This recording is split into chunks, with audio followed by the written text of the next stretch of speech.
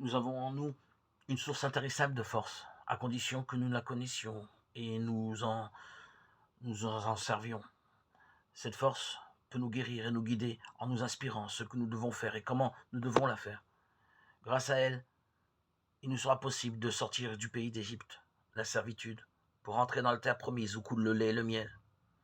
Elle peut nous dispenser la paix de l'esprit, surtout une connaissance directe de Dieu. Cette force, c'est la prière. Il n'est point de difficulté dont la prière ne puisse triompher, il n'est pas de chose désirable qu'elle ne puisse susciter dans notre vie. C'est le message qu'apporte toute la Bible. Jésus l'a résumé dans ces mots. Le royaume de Dieu est en vous. L'homme est lent à le saisir, il gaspille sa vie à courir après les choses extérieures et néglige la seule qui importe. On pourrait le comparer à un fermier ruiné, dont les champs, sans qu'il s'en doute, s'étendent sur un gisement d'or. Affolé, il s'adresse à une banque pour obtenir des crédits. Il supplie les membres de sa famille et les prêteurs de venir à son secours, tandis que le gisement d'or est là, intact et ignoré de tous. Cette vérité était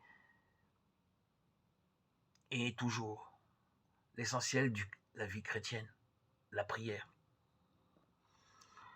La prière est le moyen efficace pour réussir dans la vie, pour se rapprocher de Dieu.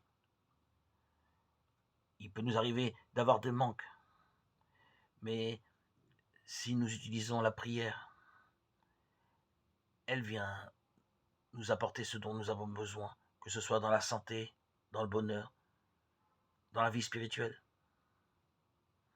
Les richesses ne se transforment en bien-être que si on en use. Un talent est chose morte tant qu'il n'est pas exploité.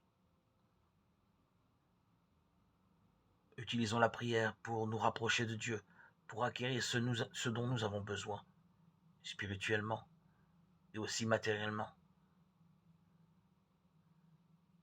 Voici maintenant le temps favorable, voici maintenant le jour du salut.